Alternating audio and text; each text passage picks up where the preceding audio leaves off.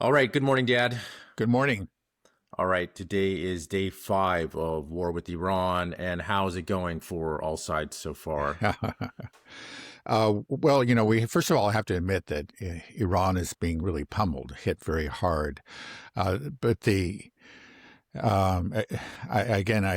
think Ted Postel is very correct. It's just that they can, with all um, these aircraft that they have the ability to deliver just a tremendous amount of firepower and destructive power, and we're seeing that. That's happening now. The big question is, um, are they actually attriting? You know, are they destroying? Damaging the military capabilities of Iran? Is it military infrastructure that they're hitting? And maybe they are. But everything that I have seen is actually been civilian. I'm sure they are hitting targets. Launchers, missile sites. They have done quite a bit of damage to their Navy, but there's been a tremendous, real devastation wreaked against the civilian infrastructure, including, not just, there was that horrible incident at the school at the beginning. We don't know if that was intentional or not, but they've hit hospitals. And I think like one hospital was the Gandhi Hospital. They hit twice. They've hit, broadcasting centers. They've hit the Parliament building. They hit a cafe where a number of apparently like anti-government people were known to gather, which is interesting. You say, well, aren't those the people that you want to preserve? But we can get into that later. Maybe Israel has different things in mind. So anyway, the Iranians are suffering. They say that they have suffered over 1,000 deaths. There's 1,000 people have been killed in this war so far by Israeli and American strikes. But the big question is, have they really done real damage again to Iran's ability to fire missiles, to continue to strike targets in Israel and at U.S. bases in the area? And that's not clear. Now, the Israelis claim it may be true that like the number of missiles, incoming missiles, has gone down, and that, but who knows why? Maybe that's part of a long-term strategy of Iran's, that they have decided to pace themselves. It could be, the Israelis are hoping or claiming that it's because they have done a lot of damage to, again, Iran's ability to deliver those missiles. They have shown, they've published a number of photos of actually launchers being blown up. Now, people, with, better eyes and a better understanding of this equipment than I have, point out that, or believe that these are mostly decoys. In some cases, they're even images just painted on the ground. So it's not clear, how many real launchers they have destroyed. So anyway, this is looking at the Israeli and the U.S. side of things, what they've accomplished. And again, I would say if it's mostly civilian, yeah, that causes a terrible amount of suffering. It kills a lot of people. But as Clausewitz said, and we brought up in the context of the Ukraine war, you win a war by destroying the other side's ability to wage war. And it's not clear that they're doing that. It's not clear at all. We'll have to see. On the Iranian side, they can continue to strike targets in Israel, maybe not with the same frequency or intensity that they did in the first 24 or 48 hours, but the missiles continue to strike Israel and various targets, not just missiles, but drones, various targets in the Gulf states. And we know for a fact now that serious damage was done to some of those bases. I mean, the New York Times has acknowledged that. They published the photos and they say, yeah, they've taken out a number of radar installations, communication facilities, these are all very, very important for, part of the big machine that is waging war against Iran. They have damaged that machine. And that's, again, going back to Clausewitz, that's what really matters, in the long run. Not to in any way to downplayed or, to gloss over the tragedy of, all the lives that have been lost. But if you're talking about the outcome of the war, it's those kind of strikes that really matter. And we know that Iran has had success in that area. So anyway, it looks like, this every indication is that this is going to be a long war. There's no signs, again, that the Iranians are falling apart. There's no sign of any kind of insurrection or defection from the leadership, within the military, anything like that. So those strikes that, the assassination of Khamenei and other leaders, which Trump has been trumpeting, has been boasting about, and Hegseth and the rest of them. Yeah, that's that. In a system like the system that Iran has, those are really, rather meaningless. I don't want to say it's meaningless as far as the lives of those people go and their families and whatever. It obviously means a lot.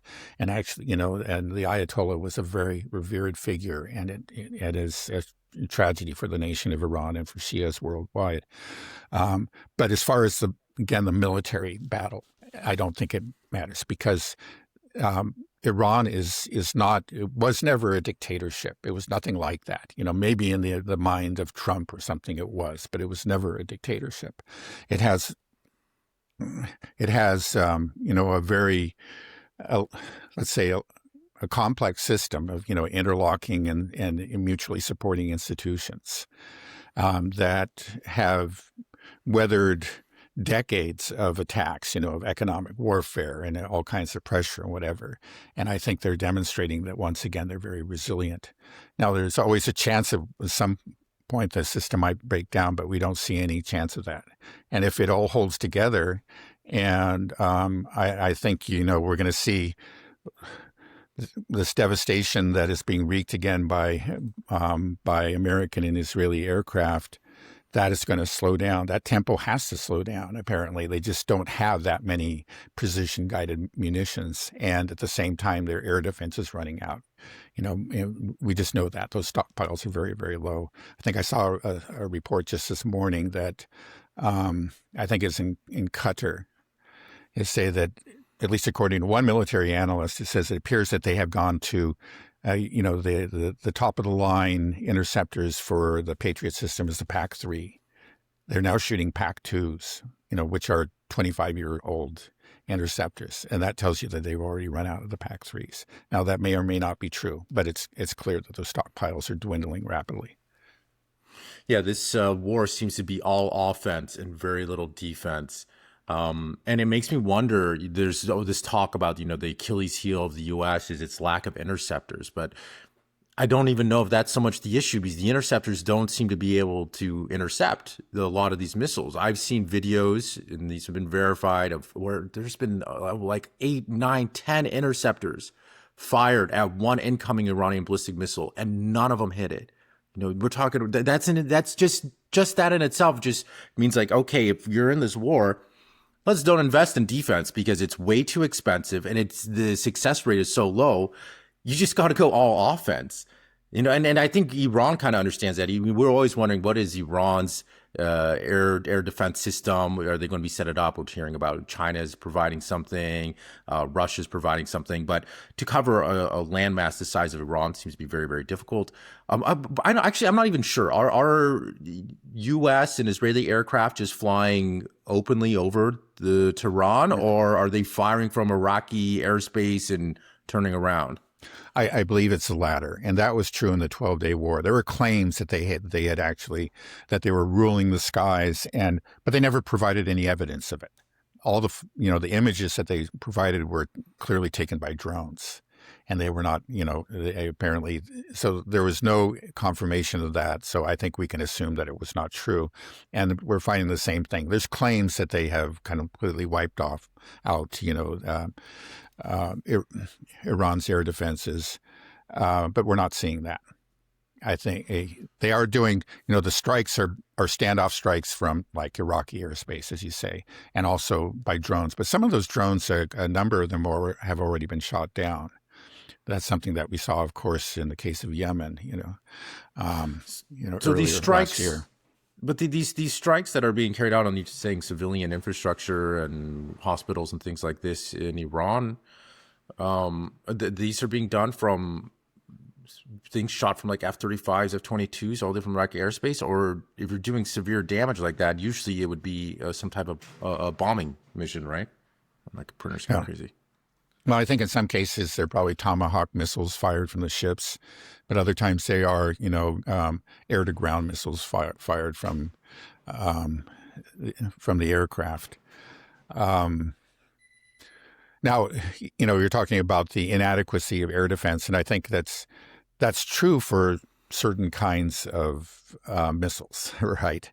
The Iranians do have some missiles that seem to be, are able to easily penetrate air defenses, including Israel's air defense. But not all of their missiles are like that. Their most advanced missiles can do that. But maybe older missiles, drones or whatever, they're all vulnerable to air defense.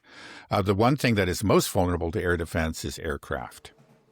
And that's why, even though, Iran does not have much of an air defense network, they still have enough that U.S. and Israeli aircraft are very reluctant to actually enter Iranian airspace.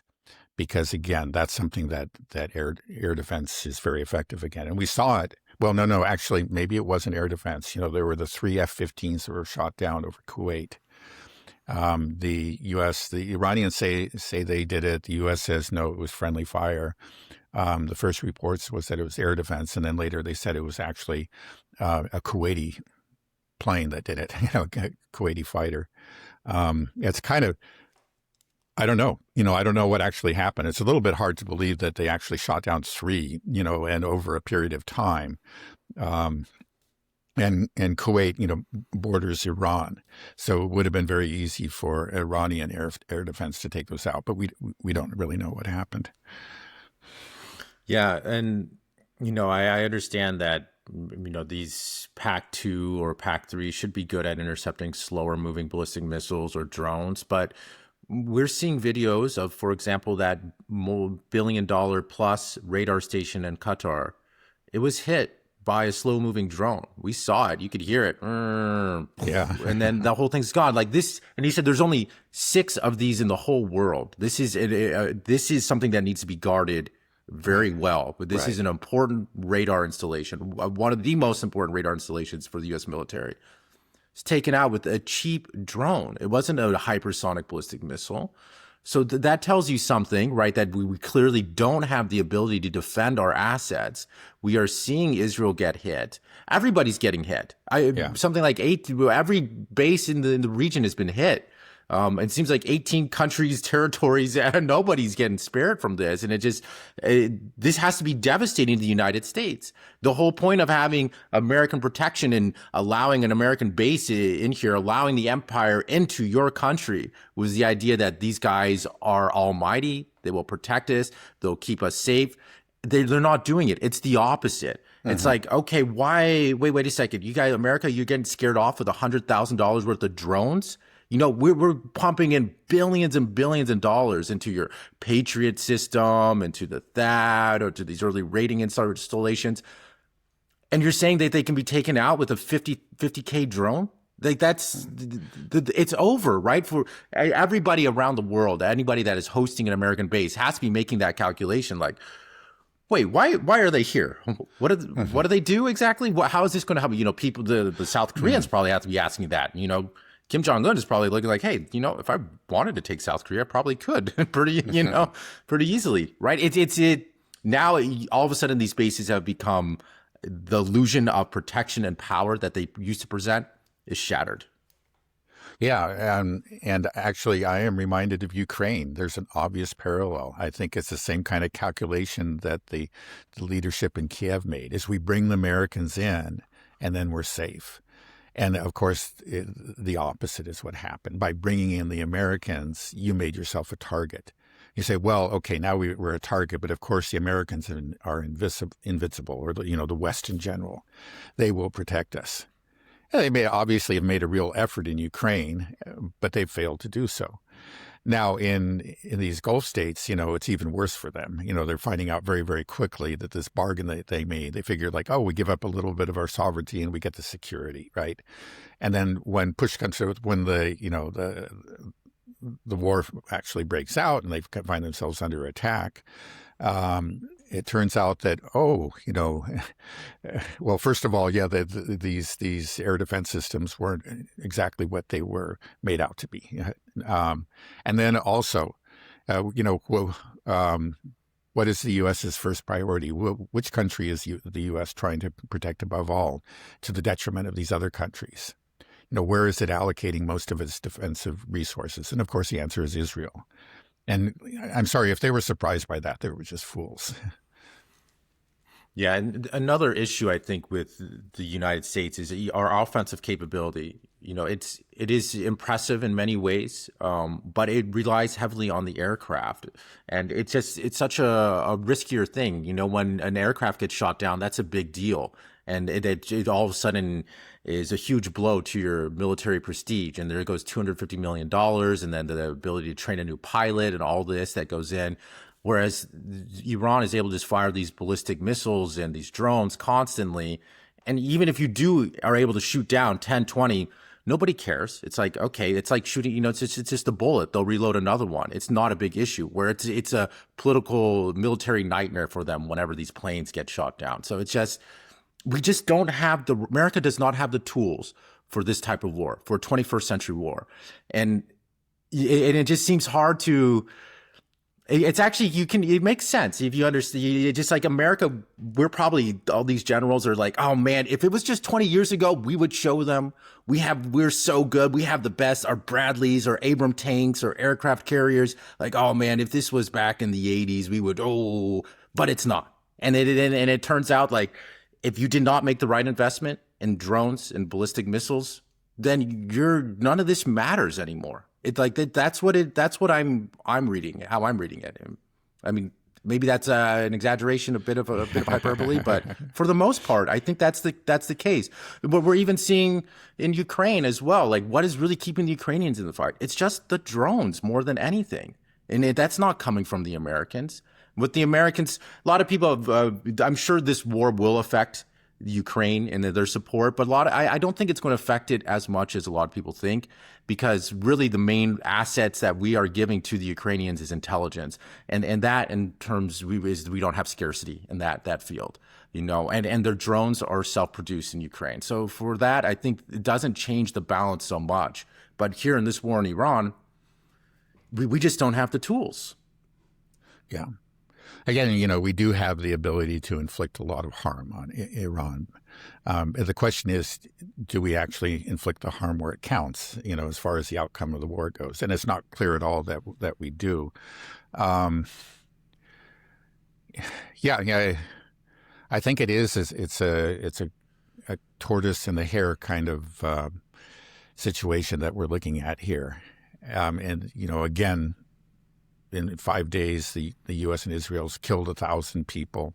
It's destroyed hospitals. It's destroyed government buildings. It's, assassinated leaders. And, and of course, it's done some damage to their military. I think the greatest damage has been done to their Navy. But I actually don't find that surprising, because we've talked about that, how navies in a way are something, kind of the part of the military of the past. They are just much more vulnerable these days than they once were. But that does hurt them somewhat. But they obviously, by losing a Navy, let's just assume that they've lost their entire Navy, save their submarines, right? That does not really affect their ability, again, probably most importantly, to shut down the Strait of Hormuz. The Strait of Hormuz and the land both to the west and the east of it, along the coast of the Gulf of Oman and the coast of the Gulf of Persia, that's all Iranian. And they have countless, they don't even need missiles. They don't need long-range missiles. They don't need very sophisticated missiles, because they're right there. And so just with short-range missiles and drones, Not to mention the possibility of mines, they can shut down that strait. So, okay, yeah, maybe they've taken out their navy. Maybe they've done some damage to their missile arsenal. We just don't know about that. Um, but there's so much. In fact, let's even say that they just take out eventually, just through a combination of the Iranians just using up the stockpiles they have, and other stockpiles being destroyed by the Americans and the Israelis. They run out of ballistic missiles. Okay, that would be, that would obviously affect their ability to inflict harm on the other side. But everybody admits that they have almost unlimited number of drones, and they can produce them like 100 a day or something, and they can just continue to pummel those Gulf states that are so close to them. And then eventually, it's just like, maybe they'll eventually run out of those long range ballistic missiles. But at the same time, Israel and the U.S. will run out of its ability to defend itself. It'll use up its air defense interceptors, and then the drones and the slow moving missiles come into play. The cruise missiles, that they certainly have subsonic and other lower end cruise missiles. And if you don't have any air defense, with air defense, it's actually pretty good against those things. But if you fired every last interceptor, then they can actually just rely on those let's call them less sophisticated, less advanced strike weapons, and that's virtually unlimited. I mean, apparently, kind of like the Ukrainians, they can produce them themselves, and they are producing them even as we speak. And they, I've heard that they have tens of thousands or 100,000 or something. Who knows? We'll find out. Yeah, and it seems like some of these slow moving drones, like I said, are already getting through. I think was it Bahrain, Qatar, a lot of these Gulf states says there will be out of interceptors in a couple of days. Some say a week. So this war of attrition will come to a close pretty quickly in terms of the interceptor field. In terms of offensive capabilities, though, I've heard that the U.S. is also in trouble there. And it seems like where we excel is when we can completely rule the skies, and you can just fly over and you can just drop dumb, cheap bombs all day, every day. That's what we do. That's what we're good at. And that's what Israel does. That's what Israel's been doing in Gaza. And we can see that we have basically unlimited supply of these dumb bombs. The question is going to be will we get to a point where we're going to try to fly like B-52 bombers over Iran and do this? And if Iran has air defense, which these things I think they can shoot down. And if they don't, then I don't think we have the stockpiles of these, Sidewinder missiles or Tomahawks. I'm sure there's a fair amount, but from my understanding, I think it was Mark Zablota was saying that they're running out of those too. Do you know the situation on the offensive capabilities? Right. Well, I think that's what Ted Postal pointed out. Again, he's saying that for a week or two, they can inflict a lot of damage. And then, they're going to be out of these missiles, at least for some time. It's going to take a while to reload. I don't know how long, and I don't think they can ever kind of reload to the extent, to the degree that they began this war with. That's just not going to happen. I don't know the exact numbers, but those are limited too. It's not just air defense interceptors. Now, the great danger for Iran is, let's say, if they do take out all air defense somehow. Again, air defense is very, very effective against aircraft. And then they can actually rule the skies in a way that they've been claiming, but clearly have been lying about. But at some point, if they can, then they just keep on dropping dumb bombs. But even there, again, Iran is such a big country. You can do that. And there's, it's not just a flat desert or anything. There are parts of it that are, but parts are very mountainous and forested and again, so many of these missile bases are underground, and we may have some notion of where they are, but we don't really know where they are underground. We may know where at least one entrance is, or one launch point is, but we don't know where another one is. And they can,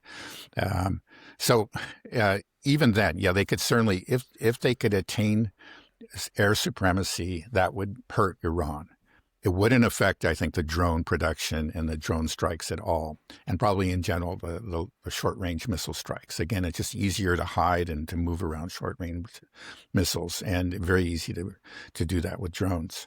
But even with the long range, let's say if they eventually do rule the skies, it's going to be, they may find that 2 months, 3 months is not enough of bombing, and we'll see. Just like in that time that Iran will continue to do damage, and we've seen in 5 days they've already done very, very significant damage. We'll start to feel the pain ourselves. They're going to feel a lot more pain, but they understand that it's existential, and they understand that this will be painful, but they're willing to accept it and to because they know that they can survive, and as long as they survive, in a sense, they win. We went in this. This was so obviously a war of choice. Nobody knows the exact reason. We keep on hearing different reasons for it. Even I think just maybe it was yesterday that Hegseth claimed, well, yeah, we got the guys who tried to assassinate Trump. And he started to bring up the assassination story as a reason for this war. It's just absurd. It's just like, okay, now, I think I've already heard 15 different reasons. And well, Marco Rubio let the real reason slip. Did you see that? Yeah, I did. I meant to upload that clip, but I don't have it with me right now. Yeah. But he basically said that Israel was going to strike, and we knew that we wouldn't be spared in the retaliation to Israel's strike. And we had basically no ability to rein Israel in, apparently. We couldn't say no to Israel. So we just said, okay, I guess we got to go. Right. And so we basically just said that this little country, Israel, that everyone is saying like, hey, boy, you're anti-Semitic if you even assume that Israel has any control over the United States or like this. They said that Mark Rubio just said Israel forced her hand here, that we had to do it because Israel's going to go. And so we had to go. Yeah, I think probably, that's true. I saw that, and it's quite extraordinary. Now, if you look carefully at what he's saying, the U.S., I think, clearly did have an intention to carry out a strike at some point, but Israel forced his hand, he was saying, as to the date, because they said they were going to go ahead. And then people say, well, that means they didn't really control it. But it's just like if you're a great power and you're admitting that you can't say no, you're going to let somebody else decide when this war begins. This is crazy. It's just extraordinary. It's not just Marco Rubio, that has come up with an anti-Semitic conspiracy theory, but also the New York Times. I was reading a piece in the New York Times about, the background to this war, and they pointed to two things. And interestingly, there are two things that we've brought up here on this channel. And one was actually Venezuela, that Venezuela really did affect Trump's thinking. It started to make him think, why, these things are great. I look so good and I can do it again. I'm not going to listen to the naysayers because I just know I'm the God Emperor. I mean, just that, in other words, they didn't use those exact words, but that it was this overweening confidence that, that was a result of the Maduro abduction.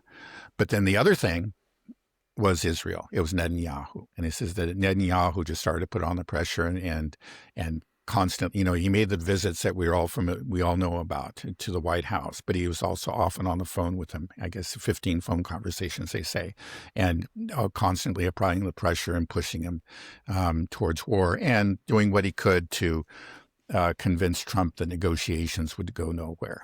Because Trump did have some hope that the negotiations were going to amount to something, and that he should pursue that track.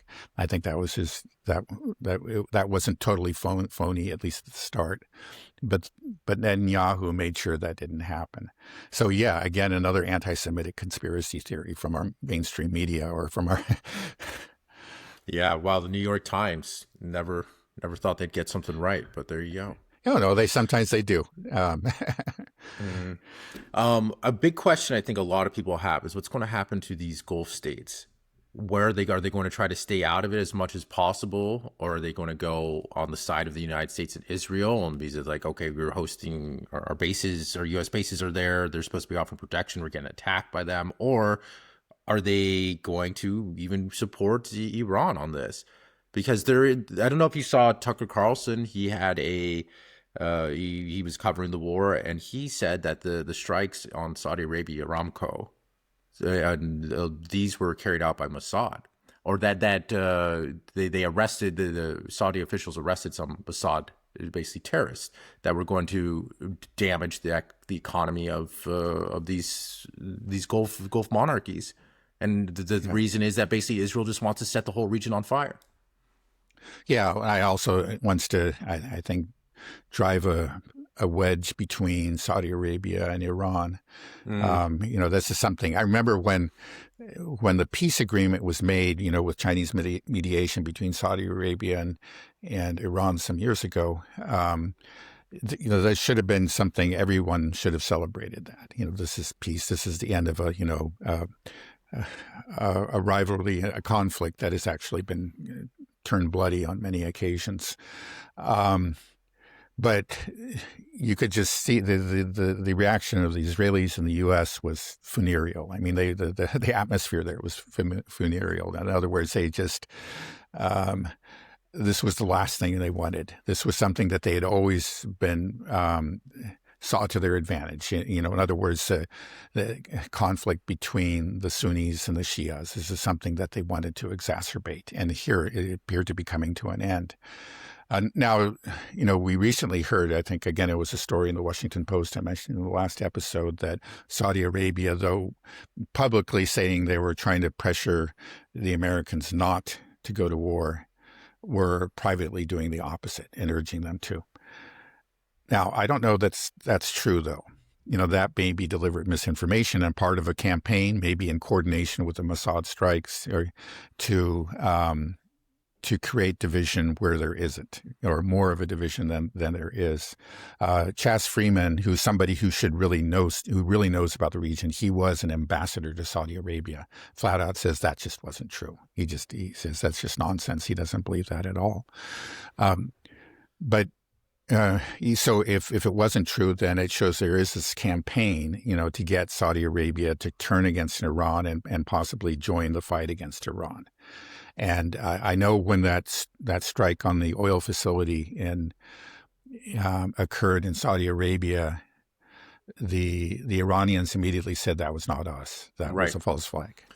And I was going to say that I think that's the only time they've said that this wasn't us. And I think that means something, because we've seen them, they've been hitting everything. And they're like, yeah, that's us. We were doing all this, even if it's a hotel building floor. They're not denying any of those. But in the case of the hotel building, they'll say it's because American soldiers are stationed there. And then later we got confirmation that was true. It was actually some American soldiers in the hotel were injured. And that sort of thing happens in Ukraine too. Clearly the Americans were evacuating a lot of their personnel from the bases, and they sent them to hotels, but the Iranians knew about it. Right. So anyways, the Iranians haven't denied any of these attacks except this one, which makes me think that they're telling the truth. I mean, it doesn't make sense. And I saw that CNN interview as well, and they said, we called our Saudi brothers and said, this is not us. We did not do this. I think Saudi Arabia, they probably got to believe them, because we just see how the Israel and the U.S. behave in it.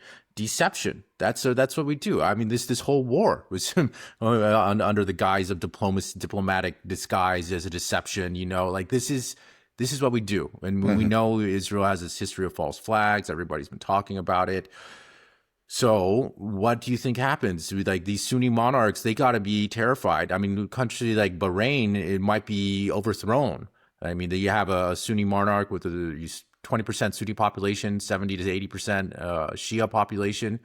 It's not going to go well with you. Saudi Arabia is sending reinforcements into Bahrain to try to shore up that Sunni monarchy. But I think all of these, these Gulf monarchies are in a very precarious position. And I think if they want to maintain their power, they're going to have to go with the tide of public support. If they try to enter into anything here on the side of Israel, the United States, they're going to have a massive problem on their hands. I think if they're going to make any move, maybe they're going to be able to stay out of it as much as they can. But if they make any move, I think it's going to be on the side of Iran, because that's where the region and the population wants to go. Yeah, I don't think that that's going to occur, that they will go in on the side of Iran. I don't think they're capable of doing that. I hope to be proved wrong. I But don't know if it really matters. They don't yeah, have any military yeah, power. The that's military true. power was the U.S. bases, and we see that they Yeah, can't do diddly right. squat anyways. Right. Yeah. And again, like Saudi Arabia waged really a genocidal or near genocidal war against Yemen for many years, and in the end just gave up. And Yemen is just so much smaller than, that's with U.S. support, I may add. But yeah, I think they have threatened to attack, as some of those governments have threatened to attack Iran in retaliation for the attacks on their territories.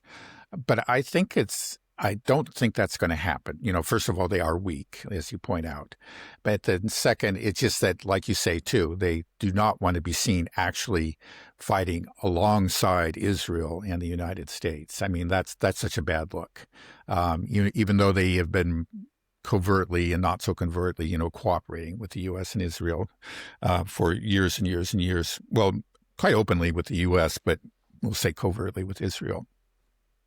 But yeah, to actually join in this war, to join hands, essentially they would be joining hands with Israel. I think that they understand that would be a very, very dangerous move. So I think that's quite unlikely. Yeah, I mean, the one card that these Gulf countries can play is an economic one. I mean, they can't really get involved militarily, but they do have the ability to potentially bring down the petrodollar if they wanted to. I mean, they can't hurt Iran with it, but the West can be hurt by this. If this relationship gets destroyed and they turn on us, they can do a lot of damage in that sense, right? Oh, yeah. Well, that's true. We've seen some shifts, away from the petrodollar. I think that like Saudi Arabia is starting to take, at least, conduct some transactions in the yuan.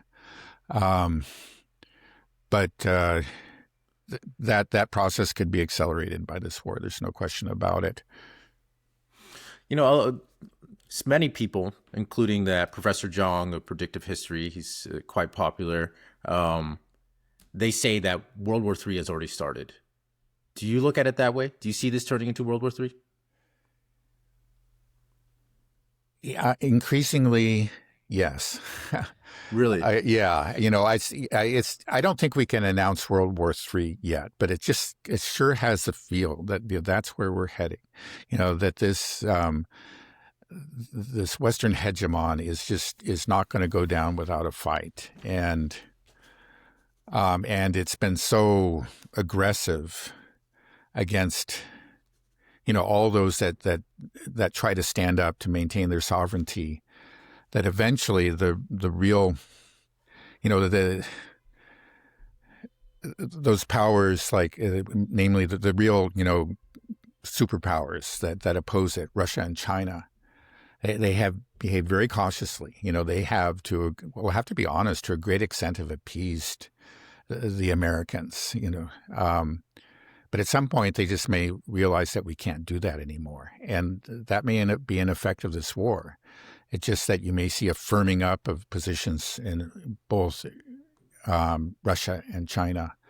Again, we've seen Russia has allowed the U.S. to essentially conduct operations on its, pre-2014 territory in various ways, right? We know the missile strikes, and then there are these probably CIA aided drone strikes and so on and so forth. And who knows about these assassinations? But I think the Russians are right to at least suspect, and maybe they have firm knowledge of CIA and MI6 involvement in these.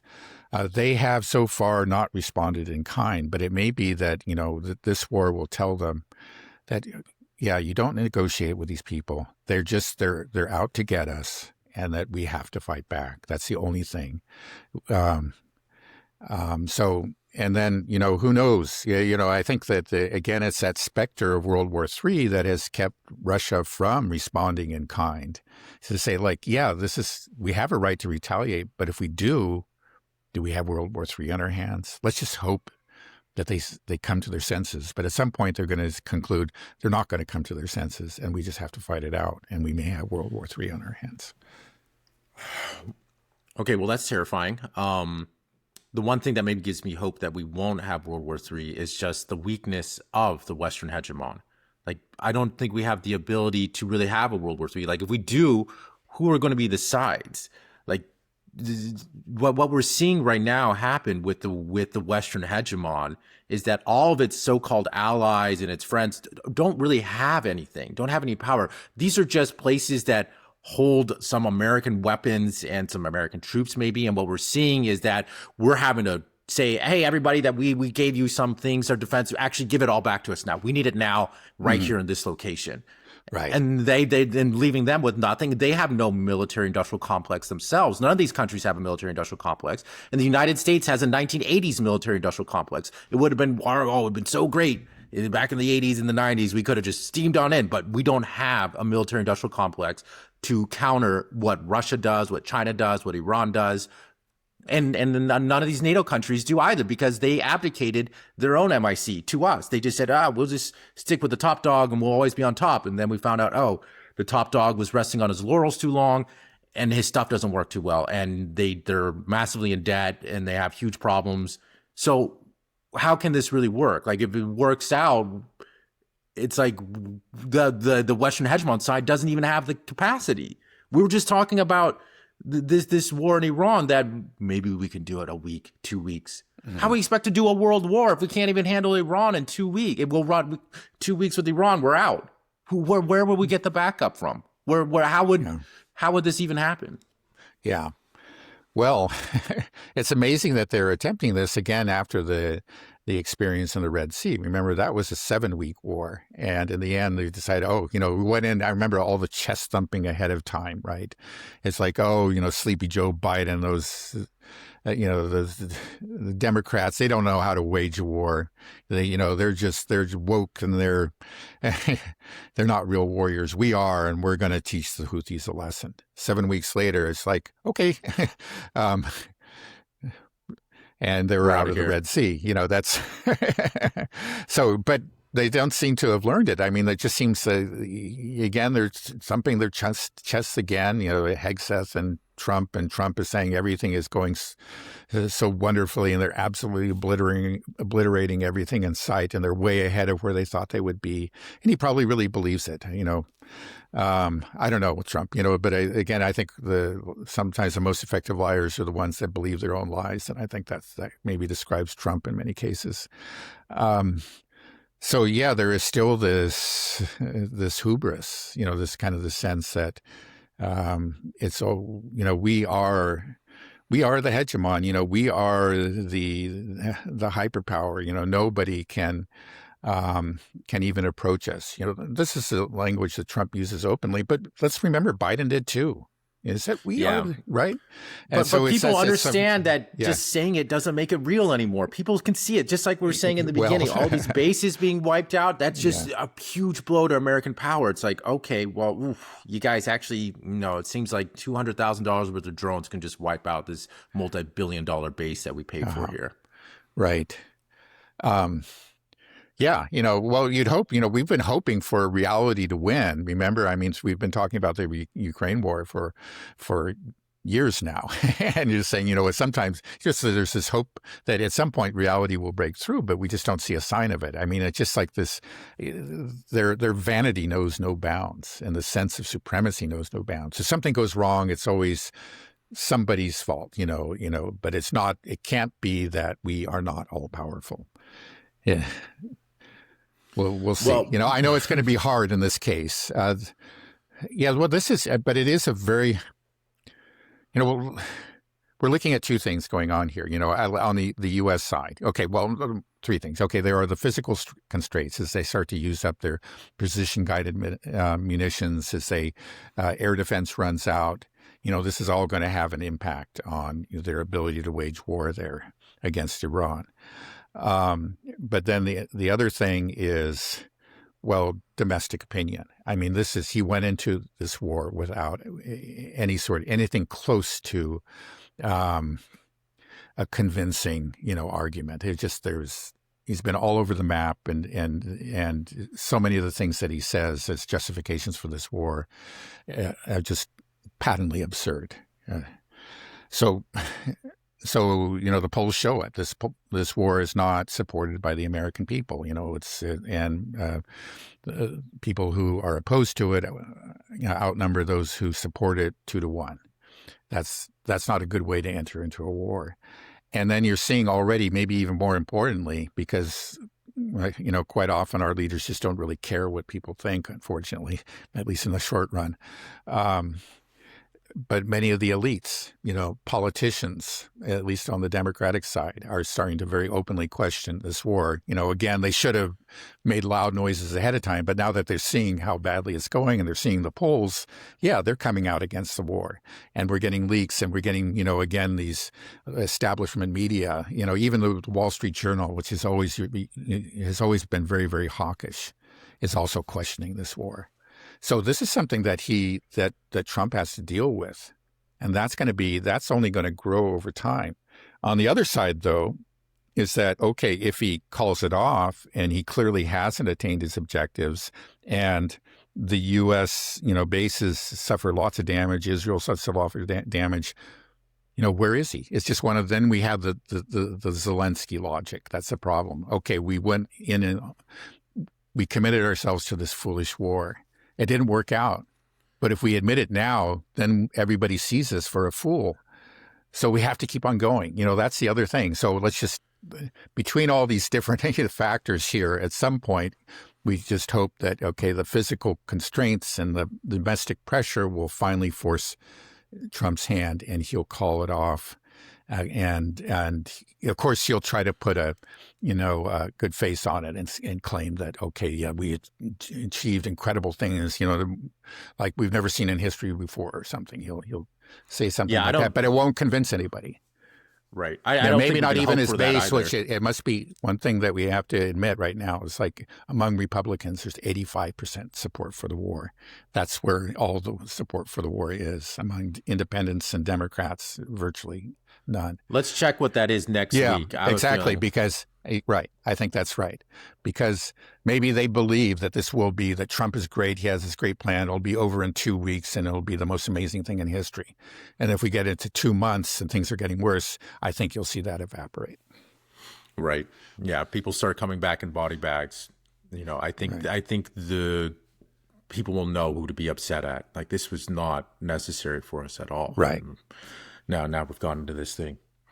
Wait, is there a chance? I don't think we can expect Trump to call it off, even if it's becoming increasingly unpopular. It seems like seems like Laura Loomer just is like his cheerleader, and she's got his phone number, and it seems like she can just call him, just tell how great he's doing. And I see the White House putting out videos of just Iranians celebrating around the world and just like how great we are and we're liberated. And I think Trump is just very susceptible to that. He's surrounded himself with people that are telling him things that what he wants to hear. He doesn't care about the 80% of the population that despise what he's doing. And so he just has that bubble. And then these are then it becomes that these are just the people he cares about. And he says, screw everybody else. They're haters. I think that's what we're looking at. So I think we got to hope for an impeachment. Right. I mean, this was an illegal war, incredibly unpopular. I mean, he kidnapped a sitting sovereign leader in Venezuela as well. I mean, that's a huge, huge deal. I mean, all these tariffs, like, he's just been a disaster. Like, if there's any reason to impeach somebody, it's because of this. We are walking into, we're saying World War III. Like, this is one of the reasons he got elected. He said, if you stick with, the Democrats, you want World War III? Look where you got us, Trump. He needs to go. People need he needs to be impeached. Right. And what we're saying that, like, the U.S. doesn't have the conventional ability to wage this war. We will run out of munitions in a couple of weeks. Then we come up to this nuclear threshold really quick. And then can it be that we live in a country that we can say that somehow we are a republic or a liberal democracy when one man could declare an illegal war and then use a nuclear weapon? Like, what is this? The illusion of any idea that we have some type of democratic system also goes out the window, right? It's like, okay, well, clearly you guys just, all the power relies on the executive. You have a king. That's what you have, right? That's what that is. You're not supposed to. We already are in that situation. Just the fact that we're able to launch this war without any congressional approval. Yeah, no, it's true. He's made no effort to even, let's say, Notify. impose the fig leaf of legality on this war. That's you could say in the past it's there was some effort to follow procedure and to kind of create an aura of legality, but that's just not even true here. He doesn't care about laws or anything, the Constitution. It's just that he's the God Emperor and he does what he wants. It's so. Yeah, but that will get him in trouble with Congress. I think it's like the Democrats and others were waiting. Again, they're cowards, so they cheered it ahead of time. But then as they see that, wait a second, this isn't going very well, they'll move in for the kill, and they may have Republicans join them. At some point, if this war, follows the trajectory that we expect it to follow. And it's okay. Yeah, he's within a bubble, as you're saying. I think that's true. He's being praised. I just constantly, he's surrounded by sycophants. I was just watching the press conference he had with Chancellor Merz. That occurred yesterday, and Merz was such a sycophant too. All the European leaders. It's not just the people that he's appointed, that's his staff and whatever, but it's just like all these leaders that have chosen, that are part of the West. They all behave. They all praise him. They've decided that that's the way they're going to treat him.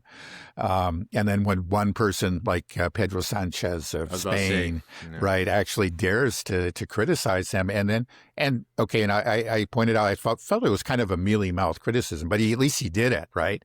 But then he did follow it up with real action. He says, "You're not using our bases for this war." Good for him. So now Trump is furious. It was amazing during that press conference. He kept on bringing it up. This I can't believe the Spaniards, was just, and he said, well, they say we can't use our bases there. Fine. If we want to use them, we can. They can't do anything about it. But we're just going to cut off all trade. He went on and on. He ranted. He's furious. Somebody dared to oppose him, right? So anyway, everyone, he's, kudos to Pedro Sanchez for that. But everybody else around him, everybody else, is constantly singing his praises, and that's what he hears, right? And they're feeding him with false information, and he is in that bubble. But at some point, though, he is going to, I think, become aware that he is facing an electoral disaster this fall. And that, I think, will have an effect on him. I think that really does matter to him. And then when his people can't say, well, can you get this tied up, wrap this up in the next 2 weeks or something? And they tell him, no, we can't. And he said, how long will it be? Well, we may need another 2 years or something. I don't know what they're going to say.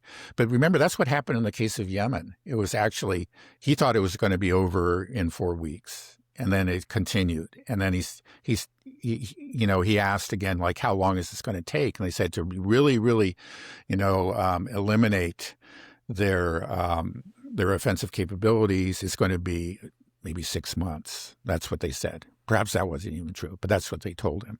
And he decided he couldn't do that. So he called it off.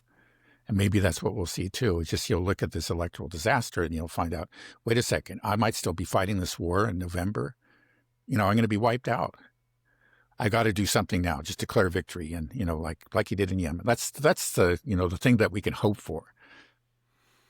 I'm not hope. I don't think that's much of a chance there. I think he's in, and his only way out he's going to see is going to be the people, the sycophants around him, the Zionists around him that tell him, well, you just got to go. The Lindsey Graham's telling him, you just got to go harder. You got to go harder. That's why I feel like we have to hope for some type of impeachment process to happen rapidly. But who knows? I mean, everything's going to. Yeah, I mean, it's all breaking apart. We knew that the empire would fall. It's just amazing. It's just like how stupidly it fell. I just imagine that we could have been a little bit more intelligent about it. And it's just I'm just impressed by just the self-damage the United States has inflicted upon itself over the past 3-4 years. Right. It's incredible. Yeah, and the Europeans, it's interesting. Yeah, oil prices haven't risen as much as I would expect them. They've gone up some, but not all that much. But the gas prices, especially for Europe, are just going through the roof. And like I said, I just how idiotic. This is all self-harm. This was just, we're talking about, as Viktor Orban said, it's not like they shot themselves in the foot. They shot themselves in the lung. Yeah, bad move. Okay, well, is there anything else that you want to cover or before we wrap it up? No, I think that's fine. Yeah. Okay. Well, I just want to say just one thing that I Okay. thought about was um, one thing that makes me think that perhaps why this war could expand and involve more countries is just because in the Gulf states, the expat population in the Middle East is massive, and from my understanding, they're just all trapped there, and so you have just workers from all over the world, being it's trapped in the Middle East. And if they start suffering casualties, this is going to, people are watching this much more closely. There was a Chinese citizen killed in Tehran earlier. The Chinese are quite upset. I heard that even Gideon Sarr contacted Wang Yi, the foreign minister in China, to try to ask China for some diplomatic cover to try to pursue some type of isolationist policy towards Iran, and then China just told them like, no, this is all your fault. We're not cleaning up your mess. We don't trust you guys at all. They just gave them the cold shoulder, and so I just feel like, yeah, everybody's involved now. Everybody's watching this closely. Everybody has ties to the Middle East. A lot of them are trapped there. People have assets there. This is going to bring in everybody. My only hope is that it won't turn into World War III because the U.S. just does not have the power to even wage it. And then hopefully, I just wanted to, why is it so hard to just admit that we can't do this, and that it's not in our interest to be an empire. And, the Americans, we need to say this the loudest. We never wanted an empire. It's never benefited us. It has only drained us and has caused the world to hate us. We want this to end more than anybody else. Pull all of our bases back. Close all of this out. I don't know this. I don't know what I'm going on with this, but you understand. Sure. Yeah, I understand. I'm just frustrated, and Yeah. yeah. Well, okay, we'll end it there. Maybe I'll make one last comment because he's just saying your point. Yeah, much of the world sees it, but then going back to your point of the sycophancy, I was just thinking of that press conference and the kind of softball questions that Trump got, and one of them was like, "Are you surprised by the widespread support that you've received for your war?" Really? That was a yeah, question? that's right. And he says, yeah, that was a question. So it's like within their world, it's like everybody's supporting Trump, because they are the so-called international community, which again is sort of that statement, the international community, when it really just refers to the Western world, American led Western hegemony, but the international community. So because they seem to think themselves as the whole world and nobody else really counts. But there it is the sycophancy and the supremacism, it was just all on display there at that press conference. And that's what's got us into this mess and into the Ukraine war. And, but quite possibly these are the wars that are going to put an end to that. Yeah. All right. Well, how long do you think it'll be before we start hearing chatter of a nuclear weapon from the Israelis or the Trump administration? I'll just make a wild guess of 2 months. 2 months. That's so crazy. Yeah, it's crazy. That we're it's a wild guess. That's all it is. I know, but that's I feel like we might, if we only have a couple of weeks. I feel like it could even be this month. We'll see. Okay. Well, obviously we'll be watching it closely. All right, Dad. All right. I'll let you go. Have a good rest of your day. Okay. You too. All right. Bye bye. Bye bye.